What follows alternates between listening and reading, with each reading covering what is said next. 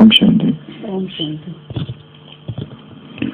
अंतिम समय की सेवा, मनसा सेवा। अव्यक्त मुरली 5 फरवरी 1979। जब अपने पास सर्व शक्तियों का स्टॉक होगा तब तो सबको संतुष्ट कर सकेंगे। जैसे विदेश में रिवाज है, एक ही स्टोर में सब चीजें मिल जाती है, ऐसे आपको भी बनना है। ऐसे भी नहीं कि सहन शक्ति हो लेकिन सामना करने की शक्ति नहीं। सर्व शक्तियों का स्टॉक चाहिए, तब सफलता मूर्त बन सकेंगे। अभी विदेश में मनसा सेवा का वातावरण और भी पावरफुल बनाओ, क्योंकि वहां की वैरायटी आत्माएं वायुमंडल से प्रभावित होगी। पहले वाइब्रेशन उन्हों को खींचेगा, फिर नॉलेज सुन सकेंगे। मनसा सेवा करने के लिए सदा एकाग्रता का अभ्यास चाहिए। व्यर्थ समाप्त हो तब मनसा सेवा कर सकेंगे। मधुबन से मनसा पावरफुल सर्विस का अनुभव करके और वहां के लिए अभ्यासी बनकर जाओ। जो भी देखे वह अनुभव करे कि यह शक्तियों की खान आए हुए हैं। जो शक्तियां अनुभव में आ गई तो अनुभव सदाकाल जीवन का अंग होता है। ज्यादा से ज्यादा अनुभव की खान बनकर जा रहे हैं। जैसे बाप परफेक्ट है तो बच्चे भी बाप समान, कोई डिफेक्ट ना हो। 5 फरवरी 1979। अव्यक्त मुरली। बाबा कह रहे हैं, विदेशियों से मुलाकात। जब अपने पास सर्व शक्तियों का स्टॉक होगा तब तो सबको क्या कर सकेंगे? संतुष्ट कर सकेंगे। और तभी क्या होगा? सफलता मूर्त बन सकेंगे। जैसे विदेश में रिवाज है कि एक ही स्टोर में सब चीजें मिल जाती है, ऐसे आपको भी बनना है। कैसे बनना है? जहां पर सब एक जगह मिल जाती है। तो ऐसे बाबा से वरदान लेना है। सुपर बाजार भव, शॉपिंग मॉल, सुपर बाजार, शॉपिंग आर्केड, शॉपिंग सेंटर, जहां पर एक ही स्थान पर बड़े बड़े मॉल होते हैं, बड़े बड़े शहरों में, और विदेश में तो बहुत बड़े होते हैं। तो वहां एक ही स्थान पर सब कुछ मिल जाता है। क्या क्या मिलता है?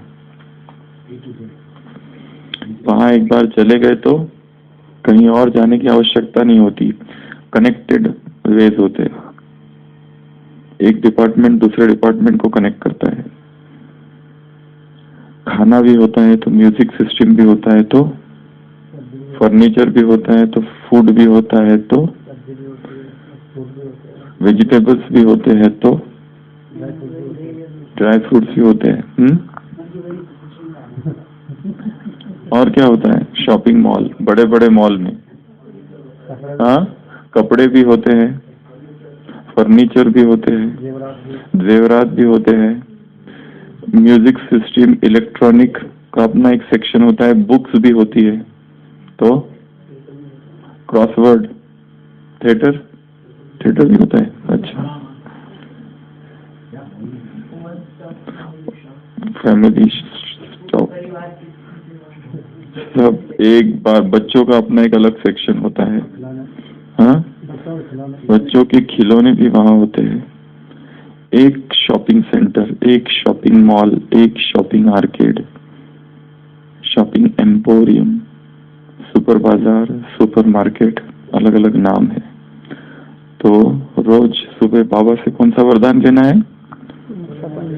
सुपर मार्केट बाबा। जब अपने पास सर्व शक्तियों का स्टॉक होगा तब तो सबको संतुष्ट कर सकेंगे। जैसे विदेश में रिवाज है कि एक ही स्टोर में सब चीजें मिल जाती है। ऐसे आपको भी बनना है। ऐसे भी नहीं कि सहन शक्ति हो लेकिन सामना करने की शक्ति नहीं, सर्व शक्तियों का स्टॉक चाहिए, तब सफलता मूर्त बन सकेंगे। सर्व शक्तियों का स्टॉक, केवल सर्व शक्तियों का स्टॉक नहीं, और भी बहुत कुछ। जैसे उस शॉपिंग मॉल में सब कुछ होता है, वैसे हम भी क्या बन जाए, ऐसा एक चलता फिरता शॉपिंग मॉल जिसमें अष्ट शक्तियां हो। केवल अष्ट शक्तियां नहीं, परंतु अन्य शक्तियां भी जो है वो सब हो। सर्वगुण हो, केवल 36 गुण नहीं, जितने भी गुण हो सकते हैं वो सारे गुण हो। ज्ञान, ज्ञान के रत्न, ज्ञान के जेवर सब आएंगे, सब कुछ आएंगे। तो ज्ञान के जेवर, ज्ञान के रत्न, एक एक रत्न कितने का है? कल की मुरली लाखों का है। तो ज्ञान हमारे शॉपिंग मॉल में क्या क्या हो? ज्ञान के रत्न, ज्ञान के जेवर, ज्ञान, गुण हो, शक्तियां हो, खजाने हो, नवनिधियां कल सुनाए थे, 9 खजाने और साथ साथ अन्य भी बहुत सारे खजाने, मुख्य 9 और बाकी अन्य सारे सर्व खजाने। उसके बाद अनुभव की खान, सर्व अनुभव। उसके बाद सर्व भाग्य। उसके बाद दुआएं। उसके बाद सारे वरदान, सारे के सारे वरदान। कोई एक बार आ जाए अंदर तो सारे वरदान एक साथ लेकर जाए। सारे सामान, सारे ड्रेस, सामान की ड्रेस होती है ना, उस शॉपिंग मॉल में ड्रेस सेक्शन अपना एक अलग होता है। ताज, तख्त और तिलक। ताज भी मिले वहां पर, उसमें भी वैरायटी ताज। तख्त भी मिले वहां पर, उसमें भी वैरायटी तख्त। तिलक भी मिले वहां पर, और मालाएं भी, नेकलेस पैरों तक, लड़ियों वाली, पूरा ड्रेस, और अलग अलग रंग, ज्ञान, योग, धारणा, सेवा। सफेद रंग, लाल रंग, सुनहरा रंग, हरा रंग, रंग बिरंगी सारे आइटम्स, चित्र भी हो वहां पर। और क्या हो इस मॉल में? दवाइयों का सेक्शन, ज्ञान इंजेक्शन हो, ज्ञान टैबलेट हो, ज्ञान सिरप हो, खाने की वस्तुओं में चौक चीनी हो, हलवा हो। मैं तुम्हें हलवा खिलाता हूँ, वो तुम्हें चना खिलाते हैं। तो हलवा भी हो, सब हो। ज्ञान टॉनिक, ज्ञान विटामिन, ज्ञान इंजेक्शन, सब कुछ, चौक चीनी, संजीवनी बूटियां भी हो बहुत सारी। कितने ही मूर्छित आएंगे पता नहीं इस मॉल में, तो उनके लिए ये भी हो।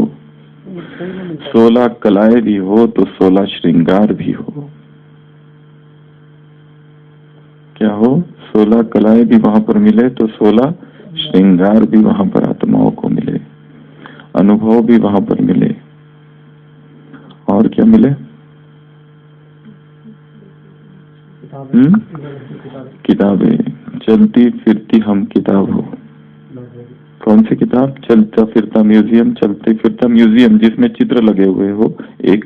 दूसरा चलती फिरती लाइब्रेरी, चलता फिरता एनसाइक्लोपीडिया, चलती फिरती अव्यक्त वाणी की लाइब्रेरी, चलता फिरता अव्यक्त मुरलियों का और साकार मुरलियों की लाइब्रेरी, चलता फिरता म्यूजिक सिस्टम। अंदर आ जाए तो एक अनहद नाद सुनाई दे, बस एक अनहद नाद, एक अव्यक्त आवाज, एक ही जगह सब कुछ मिल जाए उनको। एक ही शांति की शक्ति मिल जाए तो उसके साथ सारी की सारी 12 बातें आ जाएगी। फिर से रिवाइज कराते हैं। एक शांति की शक्ति मिल जाए तो क्रोध अग्नि शीतल हो जाएगी। एक शांति की शक्ति मिल जाए तो व्यर्थ संकल्पों की हलचल समाप्त हो जाएगी। एक शांति की शक्ति मिल जाए तो पुराने संस्कार समाप्त हो जाएंगे। एक शांति की शक्ति मिल जाए तो सारे ही मनोरोग मनोविकार समाप्त हो जाएंगे। एक शांति की शक्ति मिल जाए तो आत्माओं का शांति के सागर से मिलन होगा। एक शांति की शक्ति मिल जाए तो भटकती हुई आत्माओं को ठिकाना मिल जाएगा। एक शांति की शक्ति मिल जाए तो तीनों लोकों की सैर हो जाएगी। एक शांति की शक्ति मिल जाए तो वो 11वां है, आठवां। एक शांति की शक्ति मिल जाए तो धर्मात्मा महान आत्मा बन जाएंगे। एक शांति की शक्ति मिल जाए तो मेहनत कम, खर्चा कम, बालानशील। एक शांति की शक्ति मिल जाए तो समय कम, सफलता ज्यादा, समय की इकोनॉमी हो जाएगी। 11वां, एक शांति की शक्ति मिल जाए तो हाहाकार जय जयकार में हो जाएगा। और 12वां, एक शांति की शक्ति मिल जाए तो सफलता की मालाएं गले में पड़ जाएगी।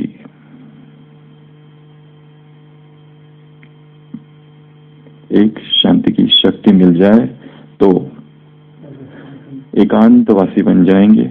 एकांतवासी बन जाए तो एकाग्रता आ जाएगी। एकाग्रता आ गई तो परखने की शक्ति आ जाएगी। परखने की शक्ति आ जाए तो निर्णय करने की शक्ति आ जाएगी और पुरुषार्थ तीव्र हो जाएगा। धक्के वाली गाड़ी नहीं, फिर सेल्फ स्टार्ट हो जाएगी। एक है सेल्फ स्टार्ट, एक है धक्के से चलाना। एक है मालिक, दूसरा है शेयर लेने वाले। एक है अधिकारी, दूसरा है अंजलि लेने वाले। वो नहीं, परख लेंगे माया का ईश्वरीय रॉयल रोल्ड गोल्ड रूप। रोल्ड गोल्ड पता है ना? रोल्ड गोल्ड कंपनी है। तो एक ही स्टोर में आ जाए, एक ही स्टॉल में आ जाए, एक ही बाजार में आ जाए तो वहां पर सारी चीजें मिल जाए आत्माओं को।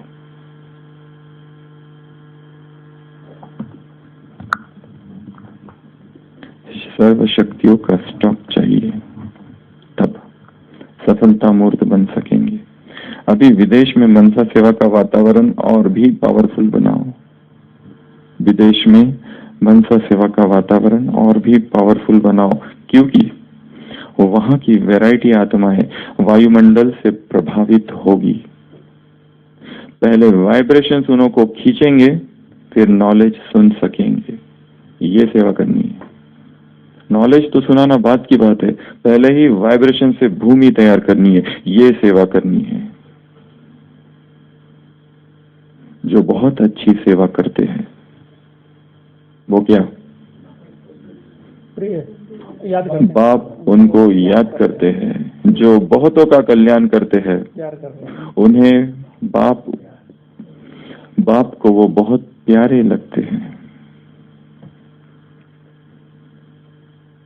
जो बहुत अच्छी सेवा करते हैं बाप उन्हें याद करते हैं। जो बहुतों का कल्याण करते हैं बाप को वो प्यारे लगते हैं। तो ये सेवा करनी है। कौन सी सेवा? क्योंकि वहां की वैरायटी आत्माएं वायुमंडल से प्रभावित होगी। पहले वाइब्रेशंस उन्हों को खींचेंगे, फिर नॉलेज सुन सकेंगे। जिनको भी नॉलेज सुनाना है, जिनको भी ज्ञान सुनाना है, उन सभी आत्माओं की पहले मनसा सेवा होनी चाहिए। जब तक मनसा सेवा नहीं की और सीधा ज्ञान सुनाया तो वो बीज फलीभूत नहीं होगा। पहले वाइब्रेशंस उन्हों को खींचेंगे, प्रकंपन उन्हों को खींचेंगे। चाहे 7 डेज कोर्स करा रहे, चाहे सेंटर पर कोई प्रोग्राम कर रहे हैं, चाहे मधुबन में जो पार्टी आ रहे हैं उनको मधुबन दिखा रहे हैं, चाहे जो सेनानी आ रहे हैं टूरिस्ट उनको ओम शांति भवन समझा रहे हैं, उसका प्रभाव तभी पड़ेगा। चाहे म्यूजियम में समझा रहे हैं, चाहे हिस्ट्री हॉल, चाहे 4 धाम या कुछ भी दिखा रहे हैं, हमारे बोल का प्रभाव तभी है जब हमने उन आत्माओं की पहले ही, उन अज्ञात अपरिचित आत्माओं की पहले ही सेवा की है। शाम को यदि प्रोग्राम है तो पहले ही अमृत वेला उनकी सेवा करनी है, पहले ही उनका आह्वान करना, उनसे रूरियान करना, उनसे बात करना, ये कार्य पहले ही होना चाहिए। तो ही दीर्घकालीन प्रभाव, दूरगामी प्रभाव पड़ेगा हमारे बोल का। हमारे बोल के पीछे अशरीरीपन काम करता है, हमारे बोल के पीछे हमारी पवित्रता की शक्ति काम करती है। हमारे बोल आत्माओं को तभी प्रभावित कर सकते हैं जब बैकग्राउंड जो है वो अशरीरीपन का है, जब प्यूरिटी की पावर वहां पर है, अन्यथा नहीं। अन्यथा केवल ऊपर ऊपर का, केवल खुश हो जाएंगे कि हमने बहुत अच्छी सेवा की, बीज तो डाला, वृक्ष भी निकला, परंतु फल नहीं लगे। उसी में खुश हो गए कि हमने बीज बोया परंतु हरा भरा नहीं है। उमंग, उत्साह, खुशी, उल्लास का कि ये क्या है, हरा भरा है। तूफान आएंगे और इस वृक्ष को उखाड़ कर ले जाएंगे। मुरली चली ना अभी 3 प्रकार सुनाए थे। पहला है जिसने बीज बोया ही नहीं, वो बीज शक्तिहीन हो गया या देर से बोया, फर्स्ट कैटेगरी। कब की मुरली है ये? अभी 2-3 हफ्ते पहले की संडे की मुरली है। दूसरा है कि बीज तो बोया परंतु वृक्ष भी निकला, टाल टालियां भी निकली, शाखा उपशाखाएं भी निकली, परंतु तूफान आए और शक्तियों से, शक्ति रूपी जल नहीं दिया, देखकर ही खुश हो गए। तीसरा जो कैटेगरी है उसमें बीज बोया। कौन सा बीज?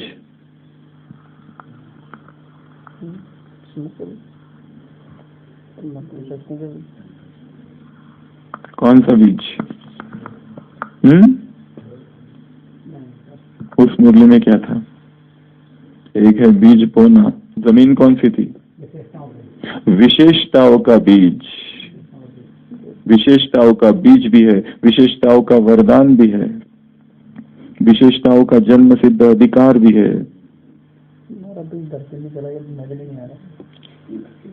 तो विशेषताओं का बीज बोना, कौन सी भूमि पर बोना? सेवाओं की भूमि पर बोना, शक्तियों का जल देना, फिर वृक्ष आएगा। हरियाली कौन सी? उमंग, उत्साह, खुशी, रूहानी नशा, 4 वो है हरियाली। और तूफान लगेंगे फिर उसको, परंतु कौन सफल होंगे? जो 3rd कैटेगरी के हैं, जिन्होंने शक्तियां भी दी, बीज भी बोया, देर से नहीं बोया, समय पर बोया।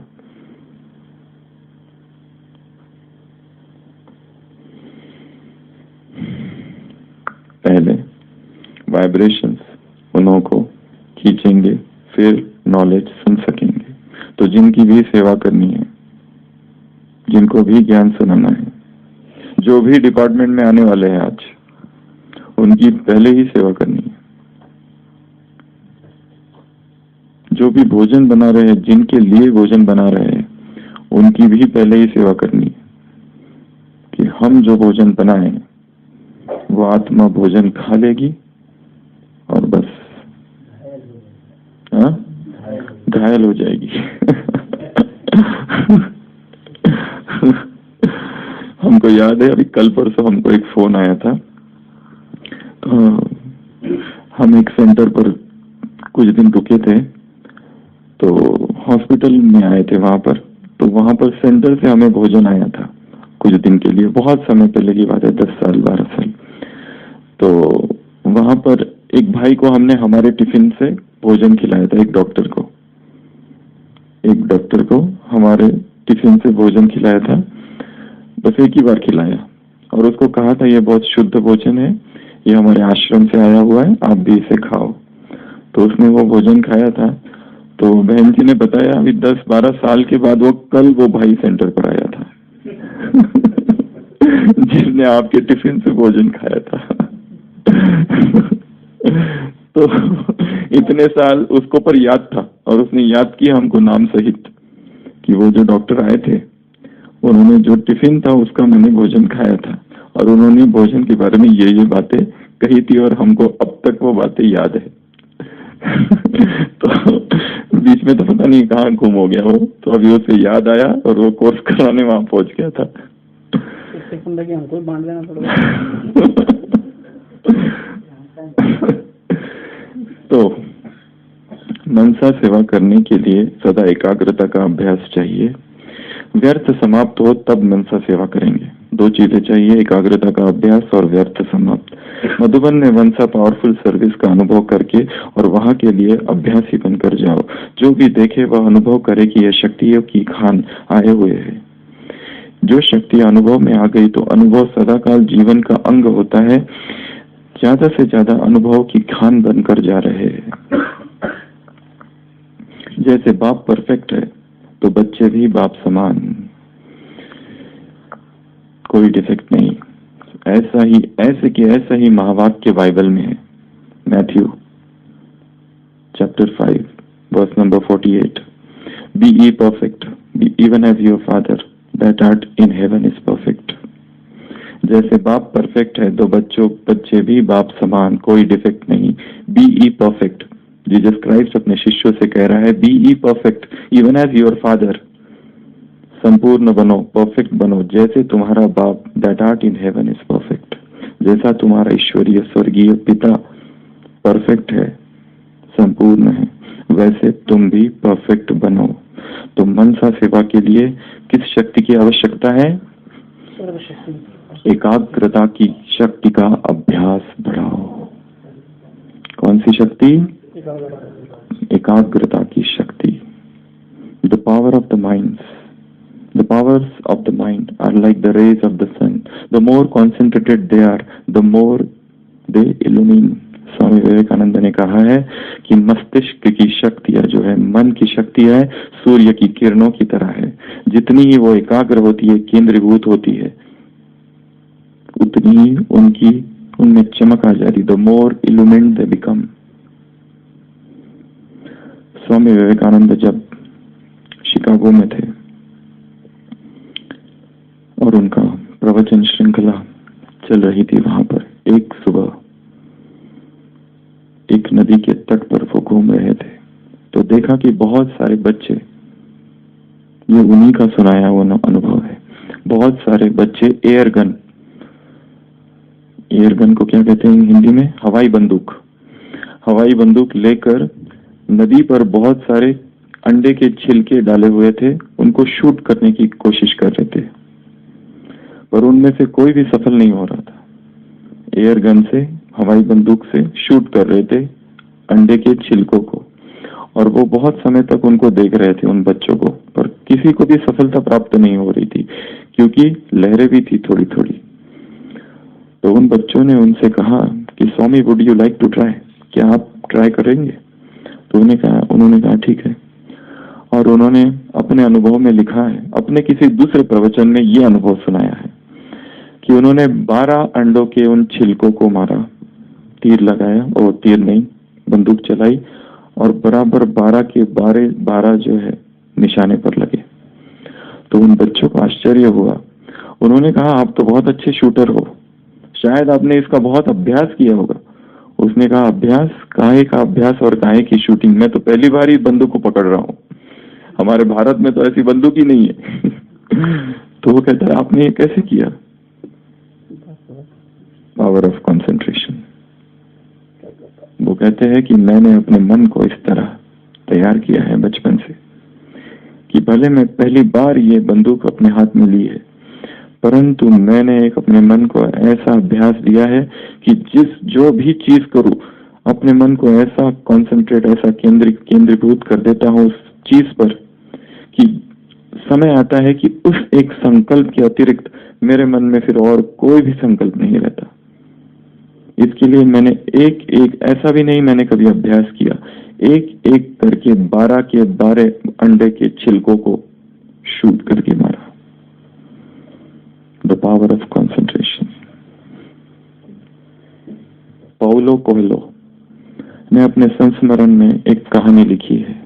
एक आर्चर होता है, तीरंदाज, जो इतना अभिमानी हो जाता है चीन में कि बहुत सारी प्रतियोगिता को जीतता है, एक के बाद एक, और फिर एक दिन एक जैन मास्टर के पास आता है और बहुत ही अपनी शेखी बगाड़ता है कि मैं देखो इतने सारे मैंने जीता है तीरंदाजी में। और उसको दिखाने की कोशिश करता है, जबकि वो जो ज़ेन मास्टर होता है वो अपने आप में बहुत अपने काल का, अपने युग का, अपने समय का बहुत बड़ा तीरंदाज होता है। तो इस युवक को लगता है इसको भी बताऊं कि तुम्हारा जमाना गया, कि अब हमारा जमाना है, इतने बार मैंने जीता है। तो ज़ेन मास्टर उसको चुपचाप सुनता है, कहता है कि चलो मेरे साथ, और उसको ले जाता है एक पहाड़ी के पास, एक दुर्गम चोटी के ऊपर, और वहां पर बहुत बड़ी खाई नीचे होती है, और उस चोटी से उस खाई की तरफ जाने वाला, दूसरी खाई की तरफ जाने वाला एक बहुत ही टूटता हुआ, चरमराता हुआ एक पुल होता है। तो वो ज़ेन मास्टर अपने तीर कमान को लेकर उस रस्सी पर, उस टूटे हुए पुल के ऊपर चढ़ता है, जो अभी अब गिरा तब गिरा, और वहां जाके अपना एक निशाना निश्चित करता है, एक सामने की पहाड़ी पर एक पेड़, और वो वहां से तीर लगाता है और तीर मारता है, और शांति से जाता है और शांति से आता है। वो कहता है अब तुम्हारी बारी है। नीचे इतनी बड़ी खाई कि अभी गिरा की गिरा, बस थोड़ा सा भी इधर उधर और गिर गया। तो वो कहता है अब तुम्हारी बारी है, जाओ, बस वही तो करना है जो तुमने उधर किया ना, तीर लगाया, वहां जाओ और जिस पेड़ को मैंने तीर लगाया तो उस पेड़ को तुम जाकर तीर लगाओ। वो कहता है ये मेरे से नहीं होगा।